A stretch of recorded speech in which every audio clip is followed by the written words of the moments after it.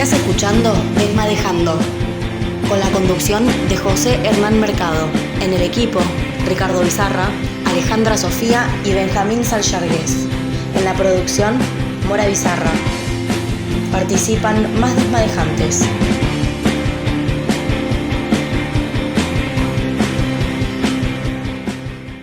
Bueno, buenas noches a todos y a todas. Un nuevo programa de Desmadejando en Radio. Hoy con la visita de Jorge Alessandro, quien nos va a contar a nosotros, al programa, a ustedes, a Benjamín, a Alejandra y a Mora en producción, cómo fueron estos años post-55, cómo se vivió el tema de la resistencia peronista, cómo fue la militancia en los años 60 y 70, si esto es un hilo que tuvo continuidad o hay escenarios distintos en la primera resistencia y en la militancia de los 70. Y por supuesto trataremos de ir cerrando el programa con datos de la actualidad y cómo traemos toda esa experiencia vivida por Jorge a la actualidad. Así que Ale, te doy el pase para que lo presentes como corresponde. Así es, hoy desmadejamos, como bien dice Pepe, con Jorge Alessandro, oriundo de la ciudad de Rojas. Jorge se recibió en la Universidad Nacional de La Plata como abogado y egresó en el año 1974. Tiene una vasta trayectoria no solo de militancia, sino también un paseo literario que incluye libros como Sombras Rebeldes, Rojas y La Huelga Larga, publicado en 2010, La colina táctica del enemigo, un recorrido por el pensamiento y la militancia de los universitarios platenses, 1950-1975. Este libro fue declarado de interés cultural por la Honorable Cámara de Diputados bonaerense. Otro de los trabajos de Jorge es El carro de la vida, un texto homenaje al compromiso y la solidaridad en tiempos de dictadura. También este libro fue declarado de interés legislativo y cultural por el Honorable Consejo de la Ciudad de La Plata, Deliberante de La Plata, y la legislatura bonaerense en el año 2013. Otro título también emblemático, Las Lesgard, una voluntad colectiva, que contó con el auspicio de la editorial de la Facultad de Periodismo y Comunicación Social de nuestra querida Universidad Nacional de La Plata. Aquellos fueron los días, historia del primer peronismo en la ciudad de Rojas, donde Jorge es oriundo, y muy poquito antes de la pandemia, Peronismo Rebelde y Plan Conintes, el caso de la CGT regional La Plata, Berisso y Ensenada, publicado este libro y otros por editorial Botellas al Mar. También Jorge Alessandro ha escrito cuentos y poesías. De esta manera, donde faltarán muchos hilos más, pero una forma de saber con quién estamos dialogando, te damos la bienvenida, Jorge. Bueno, buenas noches. Agradecido a la invitación que me hicieron para participar de este programa. Bueno, Jorge, en la previa hemos sabido de tu pertenencia a una familia que está vinculada, diríamos, al nervio del movimiento nacional y popular. ¿Podrías hacernos un breve raconto de esa historia, es decir, lo que te trae directo a vos a La Plata, y luego también tu paso por la Federación Universitaria de la Revolución Nacional, y de este modo también rendir un homenaje a esa agrupación que, diríamos, introdujo al peronismo en la Universidad de La Plata? Sí, yo soy efectivamente hijo de una familia peronista, diría que con un preperonismo forjista, porque mi padre y mis tíos se iniciaron políticamente en Forja, en aquella expresión política nacida en el año 35, cuando decían había ausencia de posición nacional, y esa ausencia de posición nacional se le adjudicaban al radicalismo. Y fue quizá en la casa de mi abuela donde yo empecé a escuchar esas voces que evocaban y que mencionaban al peronismo.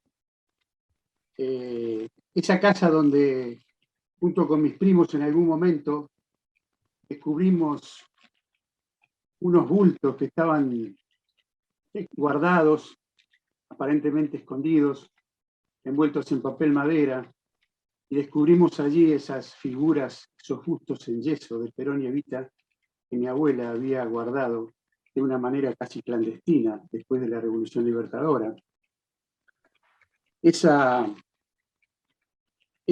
mi abuela que debió padecer después del 55 la destitución en su condición de intendente de Rojas, uno de sus hijos, mi tío Darío, que había sido reelecto en el 54 por una abrumadora mayoría.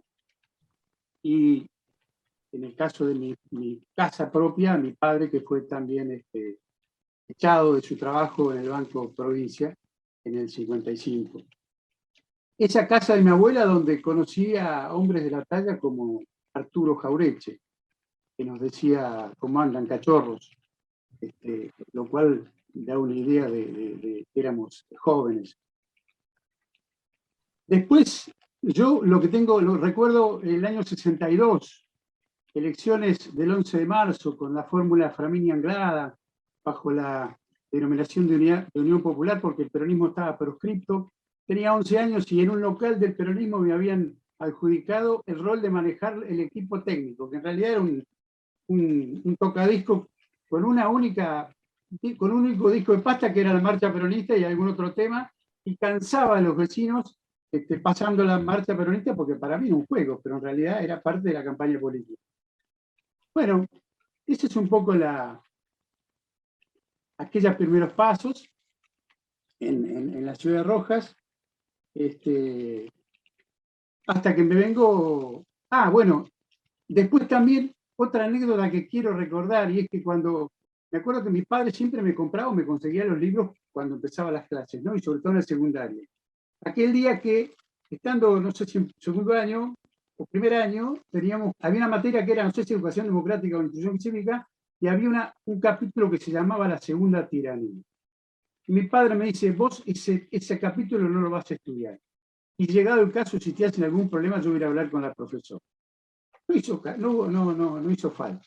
Y después me acuerdo que ya en quinto, creo, o en cuarto año, nos atrincherábamos con otro compañero, amigo del barrio, compañero de clase en el fondo, y le damos la discusión a la profesora de historia, unidos de un mamotreto impresionante, que era aquel libro de Antonio Cafiero, que era cinco años después.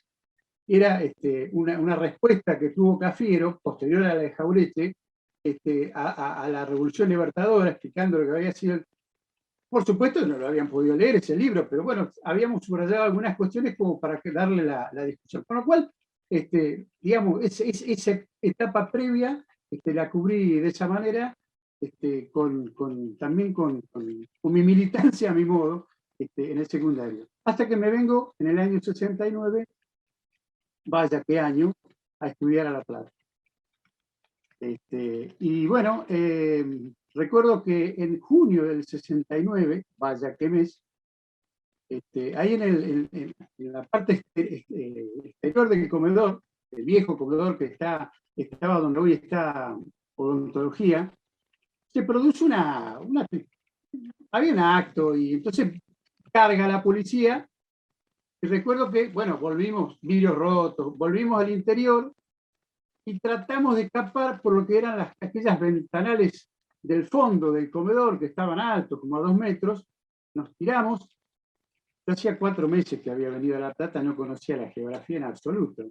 Entonces empiezo a disparar para el lado del bosque y de pronto a los 200 metros empiezan a aparecer de todos los árboles, de atrás de todos los árboles, policías que, claro, eran de la escuela de policía que estaba ahí a 300 metros. Uno desconocía la geografía platense. Esa fue, bueno, y ahí me detuvieron, me llevaron a la primera. Primero fuimos a investigaciones, que estaba ahí en 51. Recuerdo que había una escalera alta. Al lado había una concesionaria de autos, en 51 y 8 y 9. Y después a la primera, y me acuerdo que a la noche, por suerte, por ser menor, porque yo tenía 17 años, había venido con 17 años a estudiar, mi tío, Godofredo, Alessandro, que vivía en La Plata, me sacó. Bueno, entré en el 69 y en el 70 estaba cursando Penal 1 y bueno, empezamos a conversar con un compañero que ya estaba militando y ahí ingreso a a la única agrupación peronista que había en ese momento, que era la Federación Universitaria para la Revolución Nacional. Y bueno, ahí milité hasta el 74. La verdad que es una experiencia importante, un momento importante, y una agrupación que dejó una impronta en la universidad porque a pesar de que algún libro de hace unos años nos mostraba casi como el rol de barra brava político, justo es decir que la FUR desempeñó un rol importante en términos de la disputa político-ideológica, del debate, incorporando al debate político y la discusión que dio con todas las tradiciones políticas y agrupamientos políticos que había en la universidad, con las distintas tradiciones. Discutió con el liberalismo la visión liberal colonial como destino histórico para nuestro país, discutió con todas las versiones del reformismo, pero fundamentalmente con el reformismo, que fue adoptado como tradición política por varias agrupaciones. Con ellas discutíamos fundamentalmente aquella noción casi apologética de la autonomía, que los llevó a convertir a la universidad en lo que nosotros definíamos como una isla pretendidamente democrática o revolucionaria, alejada de lo que estaba pasando, y por eso planteamos permanentemente que la universidad tenía que mirar hacia afuera y no encerrarse en la isla. Por eso nos definíamos como jóvenes peronistas que estudiábamos. Quien dice esto es Jorge Alessandro. Un poco de música y seguimos desmadejando con vos, Jorge. Hubo un tiempo que fui hermoso y fui libre de verdad. Guardaba todos mis sueños en castillos de cristal. Poco a poco fui creciendo y mis fábulas de amor se fueron desvaneciendo como pompas de jabón. Te encontraré una mañana dentro de mi habitación y prepararás la cama para dos.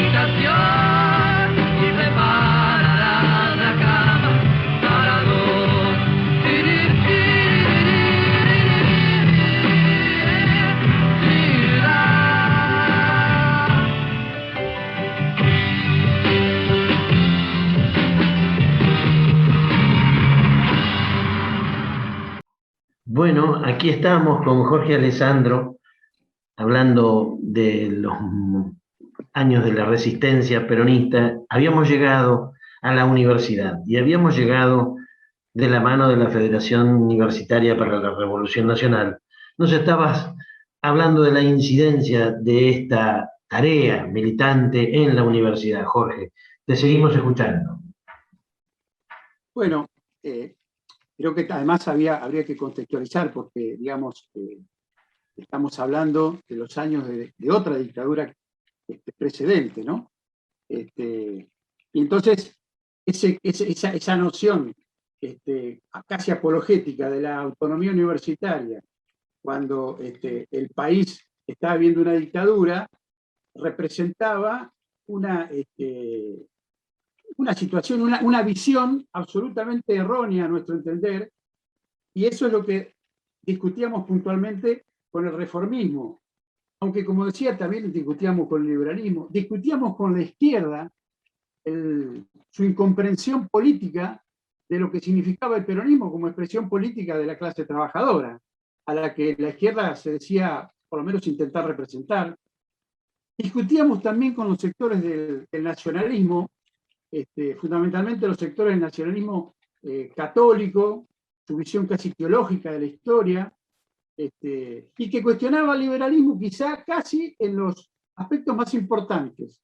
Pero lo nuestro era ir en la crítica al liberalismo por esa noción colonial que atribuía a nuestro país, ¿no?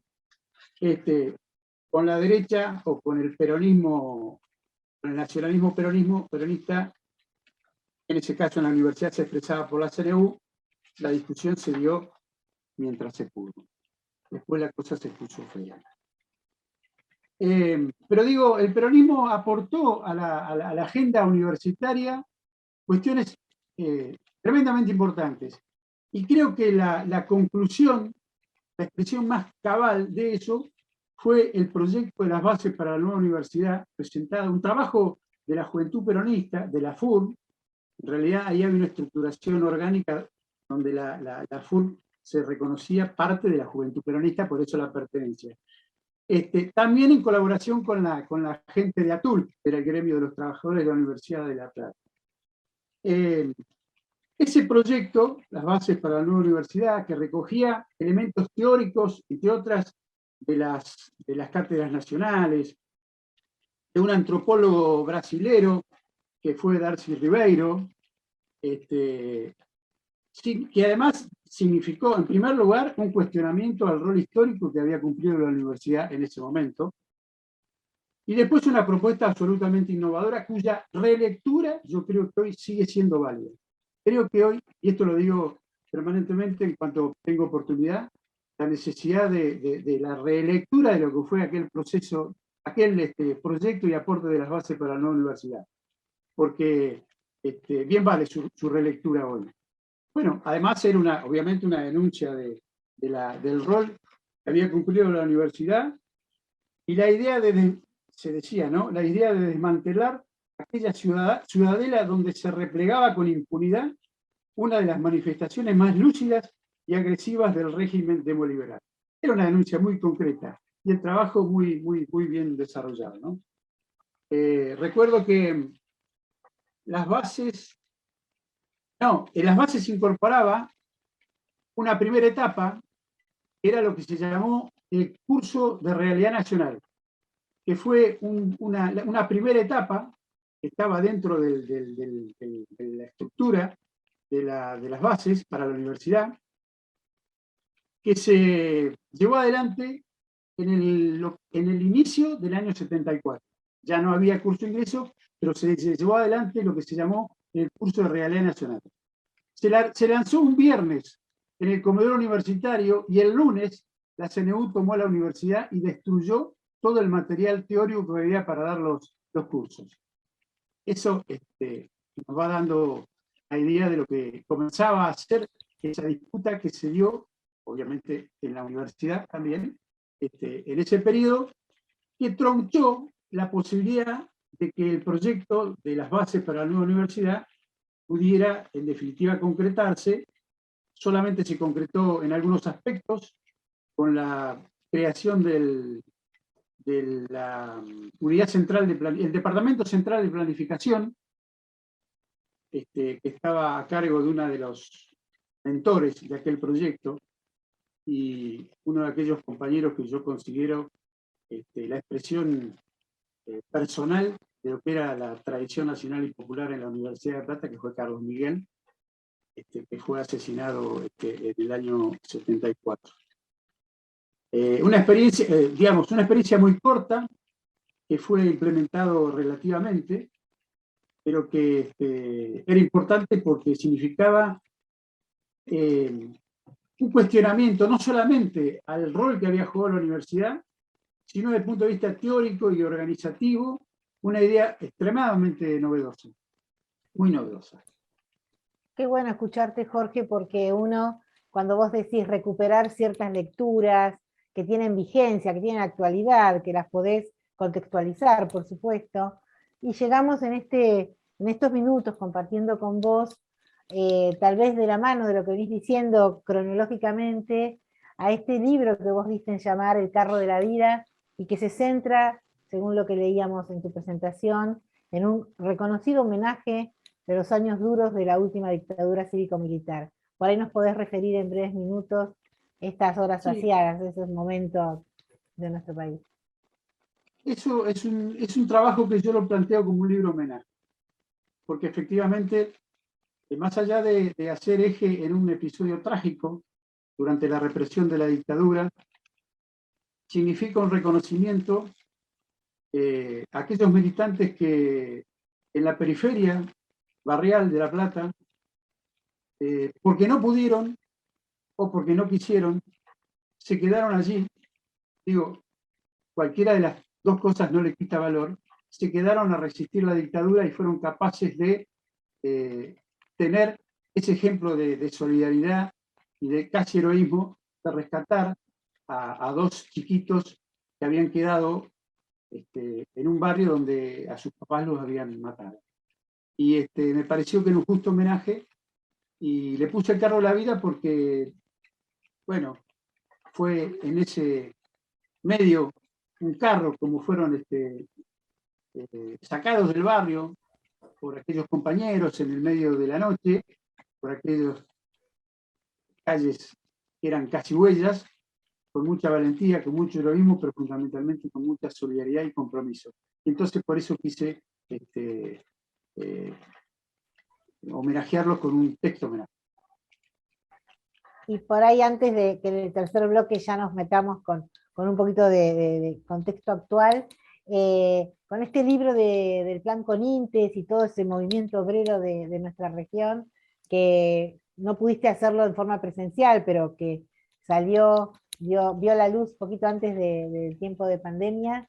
Por ahí, antes de irnos a la música, que quedan unos poquitos minutos, adelantarnos algo de cómo te metiste en la temática.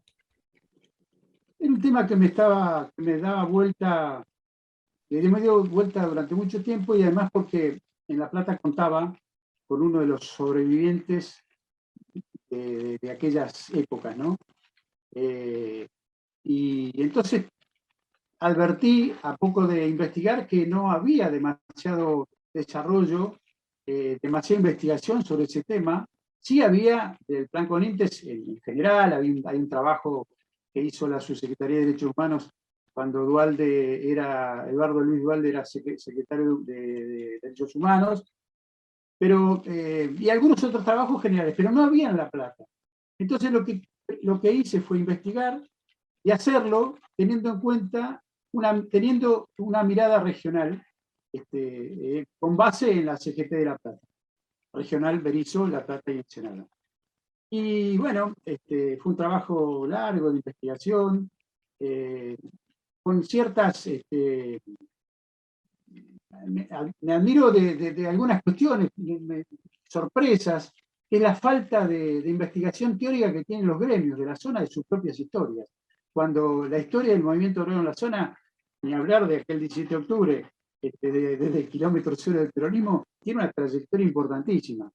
Recrear y reencontrarme con por ejemplo, las primeras comisiones de la CGT después del 55, la recuperación del local histórico de 51, 3 y 4, que había sido entregado por el gobierno mercante, o en este caso el gobierno de la LUE, a la CGT poquito tiempo antes del 55, y un homenaje y rescatar los protagonistas del Plan Conintes, particularmente en la región, ¿no? Que, bueno, el Plan Conintes fue un plan represivo, llevado adelante por un gobierno institucionalmente legal, aunque deslegitimado por la proscripción que en ese momento también se ejercía sobre el peronismo, y que fue una de las herramientas que tuvo el desarrollismo, que era el programa económico del gobierno de Frondizi,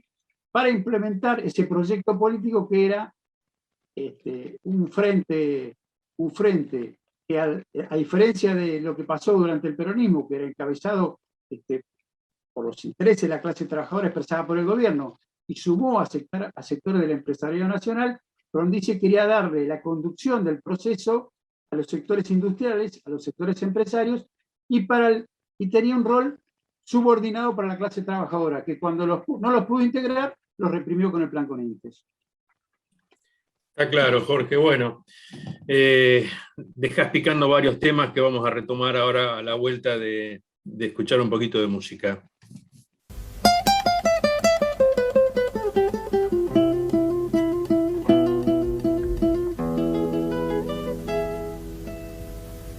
Uno se despide insensiblemente de pequeñas cosas, lo mismo que un árbol que en tiempo de otoño se queda sin hojas.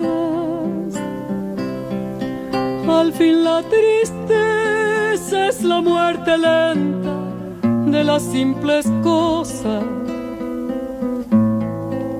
Esas cosas simples que quedan doliendo en el corazón. Uno vuelve siempre a los viejos sitios donde amó la vida, y entonces comprende cómo están de ausentes las cosas queridas.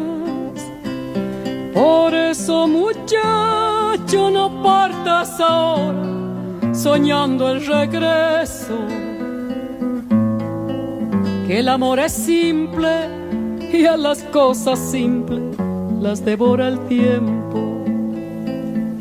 Demórate aquí en la luz mayor de este mediodía, donde encontrarás con el pan al sol la mesa tendida.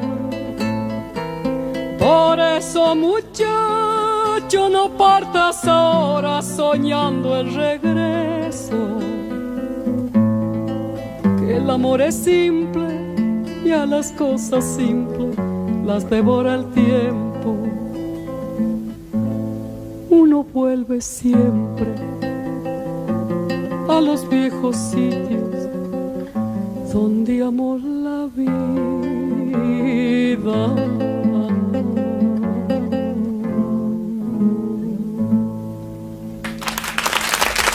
Mórate aquí en la luz mayor de este mediodía, donde encontrarás con el pan al sol la mesa tendida. Por eso, muchacho, no partas ahora soñando el regreso, que el amor es simple y a las cosas simples las devora el tiempo.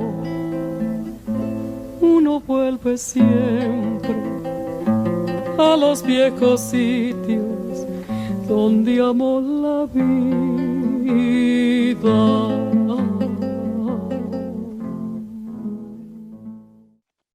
Bueno, seguimos entonces conversando con Jorge Alessandro. Jorge, Llegaste a hablar del Plan Conintes, de este nuevo libro que has escrito. Contanos un poco cómo fue tu experiencia de vida en los años aciagos de la última dictadura militar, y cómo después retomás por lo menos la militancia a la vista, ¿no? Nadie deja de militar, aún en los años más feos, pero por lo menos cómo se visibilizó esa militancia tuya en los finales de los años 80, una vez que vuelve la democracia. Bueno, yo inauguro la noche de la dictadura en una celda de la unidad penitenciaria número 1 de Córdoba. A mí me habían detenido unos días antes.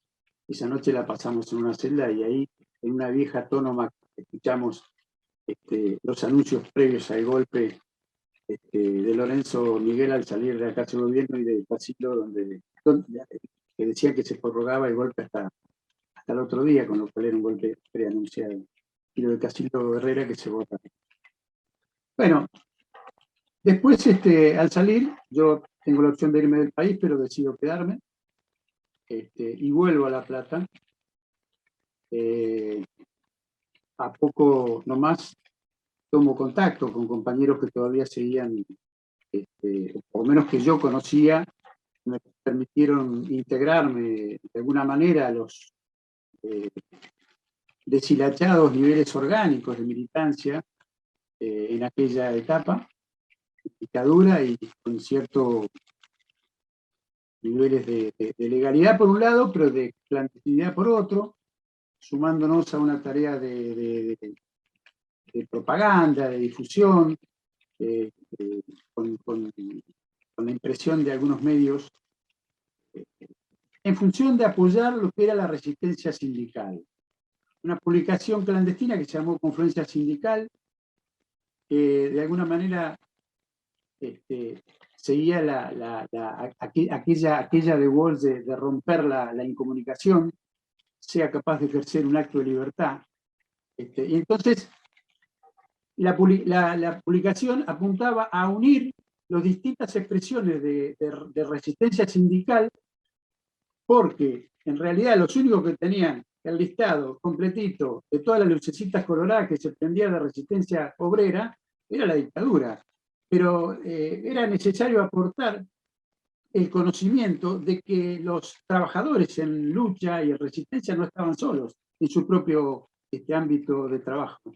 Entonces eso intentaba diseminar esa información como una forma también de alimentar el espíritu de la lucha y de la resistencia, fundamentalmente sindical.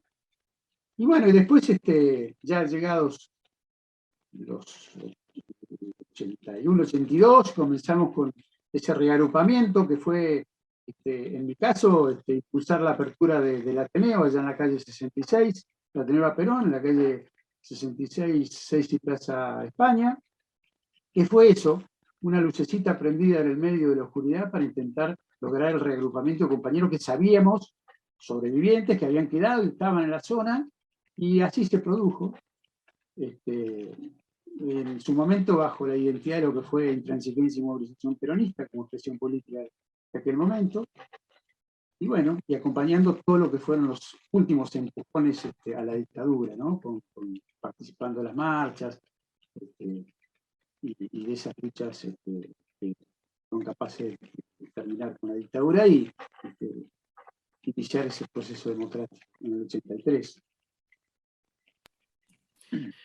Jorge, ¿cómo ves el momento actual con un gobierno que representa al movimiento nacional, que aparece como tironeado por diferentes sectores, como que es una alianza para haber ganado las elecciones y parecería como que falta consolidarse como frente gubernamental? ¿Cómo ves este momento y cómo ves las próximas elecciones? ¿Cómo las imaginás? Mira, la cosa no es fácil.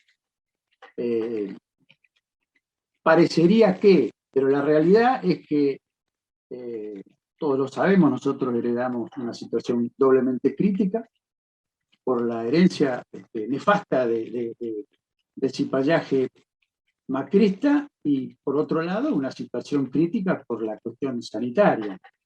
En ese sentido, acompañar la cuestión sanitaria y un gran esfuerzo para, de alguna manera, soportar el esfuerzo que por la cuestión sanitaria significaba en términos de producción, de empleo, de trabajo, no es fácil.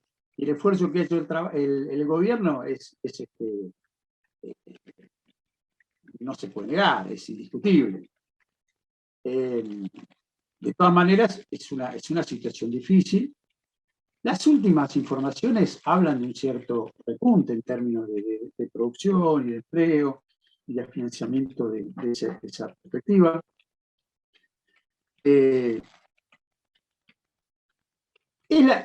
Yo creo que el peronismo recupera el gobierno después de 4 años en un gesto yo digo, de vergüenza hacia adentro, con un gran espíritu de 17 de octubre, en unidad. De vergüenza digo porque fuimos capaces de lograr esa unidad. Creo que también había en el fondo esa vergüenza que te estimula a hacer otra cosa, a ser distinto y lograr niveles de unidad que nos permitieron volver en 4 años. Si nosotros pensamos de lo que pasó del 55 al 73, del 76 al 83 y del 2000 y del último gobierno, pasaron 4 años, nosotros volvimos en 4 años. Gracias a un gran aporte de un esfuerzo de unidad, obviamente con el aporte a esa unidad que hace Cristina. Yo creo que es fundamental seguir manteniendo el espíritu de unidad. Yo soy optimista en cuanto a los resultados de las próximas elecciones. No va a ser fácil.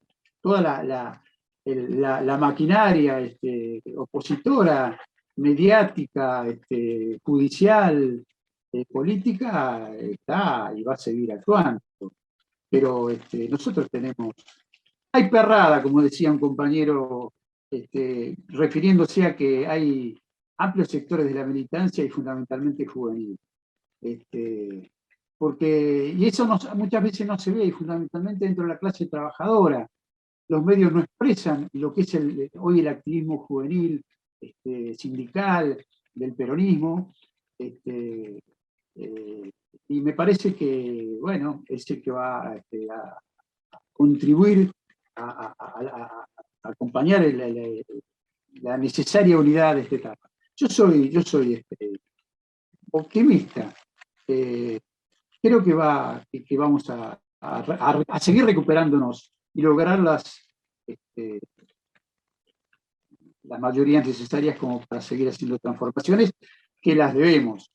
No sé cuánto tiempo tengo, pero estamos bueno. Estamos cerrando el ciclo de esta noche, Jorge, pero bueno, ha sido un gusto desmadejar con vos y tocar en estos punteos que hacemos cada lunes, cuestiones que esperamos que nos dejen a todas y a todos reflexionando, accionando y sobre todo no perdiendo la memoria.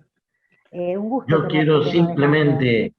Yo quiero simplemente, Ale Sofía, destacar que Jorge, que es nuestro cuarto invitado a esta, diríamos, recordación, ¿verdad? Y revisión, ha insistido en el valor de la unidad.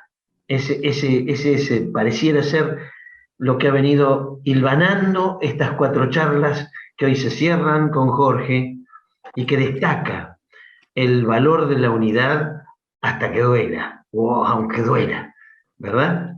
Yo agradezco enormemente tu aporte, querido Jorge. El agradecido soy yo, y aparte reconocerles esa noción de identidad jaurechiana de hablar de desmanejar la colonialidad. Tanto aquel mensaje jaurechiano y forjista de romper con el colonialismo mental, ¿no? Por eso bien elegido el término de desmanejar la colonialidad. Y les agradezco gratuitamente la invitación. Y la No, posibilidad. agradecidos nosotros, Jorge, agradecidos nosotros por habernos acompañado con la característica de la humildad y los conocimientos que expresás y toda la sangre que recorre tu cuerpo, que no la podés negar, y que te traen acá. Tus ancestros te hacen representar al movimiento nacional y popular. Así que te agradecemos muchísimo.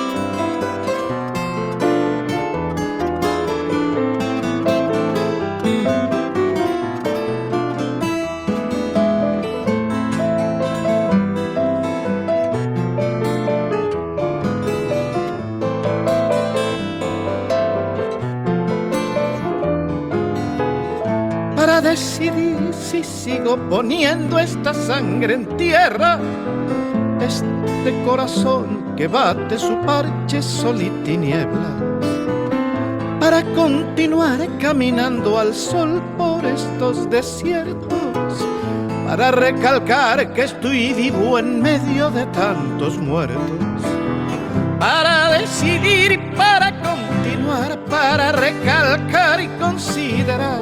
Solo me hace falta que estés aquí con tus ojos claros. Ay, fogata de amor y guía, razón de vivir mi vida.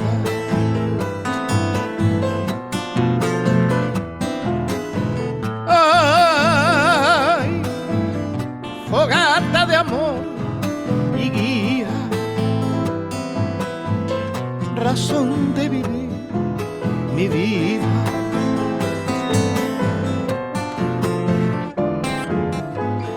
Para aligerar este duro peso de nuestros días, esta soledad que llevamos todos, islas perdidas, para descartar esta sensación de perderlo todo, para analizar por dónde seguir y elegir el modo, para aligerar, para descartar, para analizar y considerar. Solo me hace falta que estés aquí con tus ojos claros. Ay, fogata de amor y guía, razón de vivir mi vida.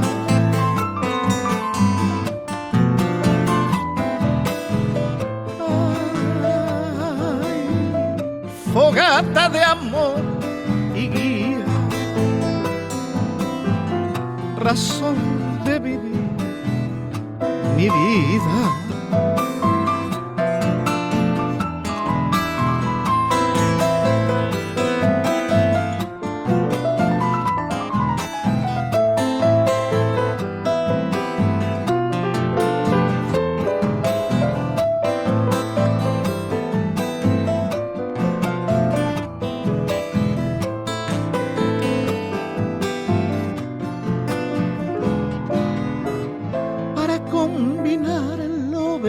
La luz sin perder distancia, para estar con vos sin perder el ángel de la nostalgia, para descubrir que la vida va sin pedirnos nada y considerar que todo es hermoso y no cuesta nada, para combinar, para estar con vos, para descubrir y considerar. Solo me hace falta que estés aquí con tus ojos claros. Ay, fogata de amor y guía, razón de vivir mi vida.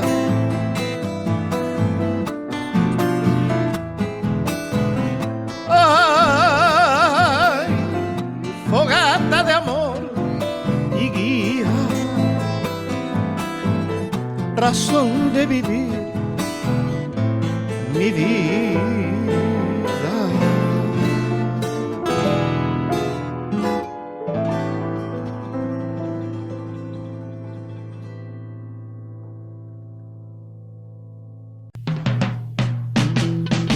agosto trae un ciclo de entrevistas en Desmadejando Radio. La resistencia peronista y la militancia de los 70 en la voz de sus protagonistas. Desmadejamos con los testimonios y las reflexiones de Alejandro Quintana, Roberto Baschetti, Andrés Avellaneda y Jorge Alessandro. Ya sabes, los lunes a las 20 horas, Desmadejando Radio en FM Estación Sur. Bueno, y así llegamos a un nuevo final de Desmadejando en Radio. Estamos a poquitos días de un nuevo acto electoral que implica, como siempre en el sistema democrático y republicano vigente en nuestro país, que el pueblo elija a sus representantes cada 2 años. Algunas puntas como para ir tirando y desmadejando esta situación que siempre presenta aristas escabrosas, con disputas entre dirigentes de distintos sectores políticos que buscan seducir al votante. Jorge nos ha dado, entre todo lo que ha expuesto en esta charla, reunión que tuvimos el placer de compartir con él, nos ha dado muchos datos, muchas visiones, muchas opiniones valiosas, y quiero resaltar de entre su mensaje el tema de la unidad, ¿no? Dirigido este concepto de unidad al campo nacional y popular, y básicamente lo interpreto como dirigido al peronismo. Creo que es esencial, creo que ese es un punto fundacional por la necesidad que tiene nuestro país de contar con unidad nacional para la felicidad del pueblo y la grandeza de la patria. Toda la dirigencia debe darle la importancia que amerita a la puja por un cargo. Es lógica la aspiración de quien milita en política, pero debe saber también este militante de la política, y sobre todo si ejerce como dirigente, los límites que debe respetar al abrazar una causa tan justa y tan noble. Límite que le impone la existencia de un proyecto colectivo que busca consolidar una comunidad organizada tras un modelo de país. Ese modelo de país que contenga y que privilegie un solo interés, el de todos los argentinos y argentinas. Necesita y requiere de la unidad del movimiento peronista como piedra basal, conjuntamente con aquellos otros que por afinidad, ante su expresión de sentimientos, de razonamientos, deciden sumar y sumarse a esta creación de un país que los contenga. Desde este núcleo se debe convocar a los distintos sectores, representantes genuinos de nuestro pueblo con sus distintas visiones, experiencias de vida y de gestión para debatir un proyecto de país, hacia dónde queremos ir como pueblo, si el perfil del país va a seguir siendo agropecuario, si se le agrega valor a los productos de la tierra, si se fortalece la industria, que tenga más partes nacionales en sus productos finales, si el frente marítimo y sus riquezas, si la minera y su compatibilización con el ambiente, si el salto cualitativo que venga al lado de la formación profesional, calificando a tono con la época a los y a las trabajadoras, si ponemos el acento en la exportación, si cesamos con el endeudamiento, si gastamos más o menos de lo que generamos como ganancia, como país.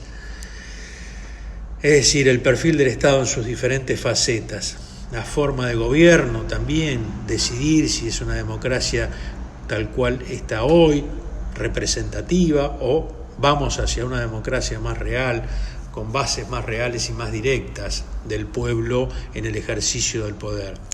Pero está claro que como país debemos cesar con la improvisación o solo con lo que piensa un sector del pueblo. Hay que tener objetivos que sean de mediano y largo plazo, que cuenten con la legitimación popular y hacia ellos empezar a caminar. No se puede seguir gobernando en disputa permanente, porque la consecuencia está a la vista. Una deuda impagable, una pobreza indisimulable en nuestro pueblo, un pueblo que está olvidando la vida en comunidad y donde sobresalen distintos cotos que contienen sectores poblacionales que van desde la extrema marginalidad hasta la riqueza concentrada en pocas personas y en barrios cerrados. Es imperioso comenzar a pensar en grande, que la política no se mezcle con la farándula, que la discusión sea de ideas y no de perfiles personales, que cuando el dirigente político habla, también escuche. Bueno, Gracias a todas y a todos por un nuevo lunes en Desmadejando Radio. Hasta el próximo programa. Buenas noches.